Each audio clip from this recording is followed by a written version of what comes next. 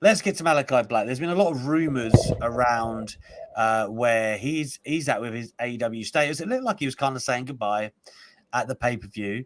And there's just basically been a lot of speculation. I know Meltzer has commented and Raj Giri has as well.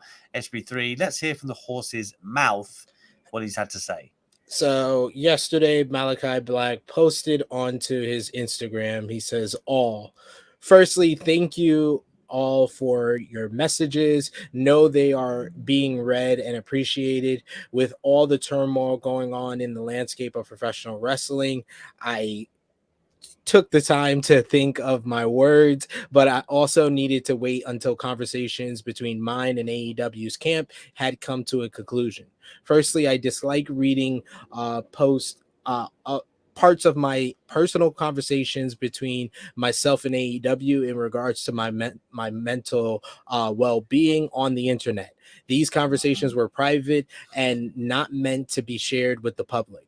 As by now, most people realize I am a very private person and do not feel the need to have stuff like this out on the internet. If you've been following me longer than a cup of coffee, you're aware I've spoken about them prior, but would like to be the one deciding when this finds its way to the public and not through someone else's mouth. As with anything through the lips of someone else, that story gets distorted. That's true.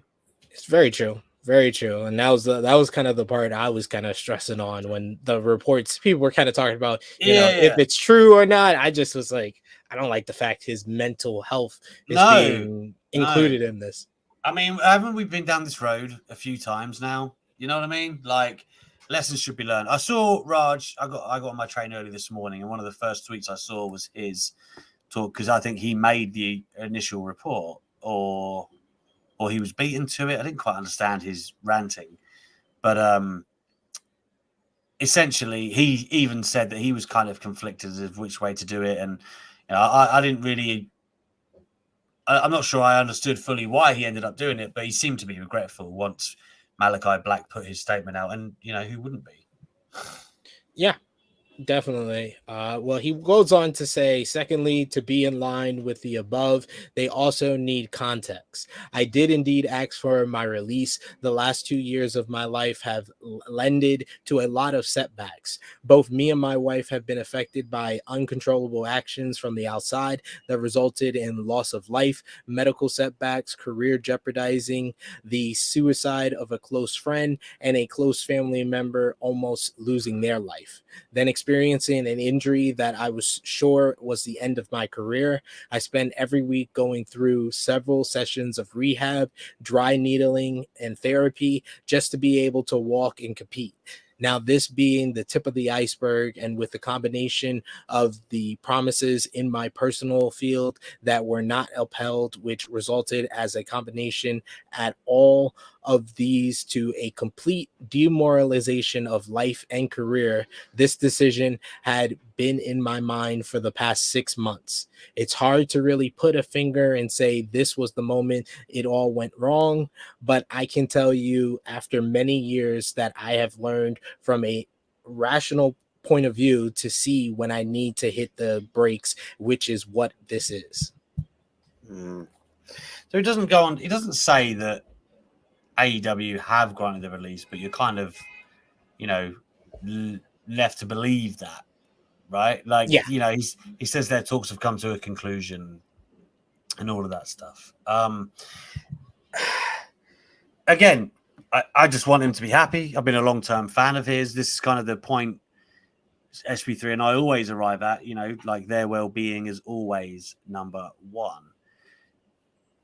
I'm a huge fan of that guy. And he is somebody that you could see thriving once again in a Triple H regime on the WWE roster. But this doesn't seem to be about wrestling, right? So, cross that bridge when you come to it, if you ever do. But for now, man, he just needs to get healthy and do his thing, because there was a time in AEW, like I spoke to him a couple of times, and he seemed so positive about speaking to Tony Khan about his vision and what they could do. And the House of Black, when it was coming together, seemed so promising, right? Like, Brody King, and you've got Buddy Matthews, even adding Julia Hart there, like. But they were never really showcased as the prominent force they should have been. They were just a faction, right? Like, they had a couple of those, misty promos, but you didn't really understand what the House of Black were trying to do, or where the ultimate goal was. So I can definitely understand how somebody like him could become frustrated. Obviously, there's a lot more to it than just creating frustration. But I can understand that. If we're going to compartmentalize it, I can understand.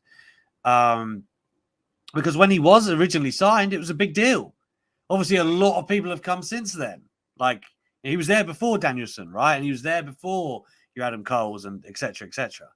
Everybody was shocked because they didn't know he had the 30-day release. Remember, he was the big one that was like an oversight by the old regime of WWE. Yeah, exactly. So I can understand how he probably feels it is passing by a little bit, which is unfortunate, man. It really is.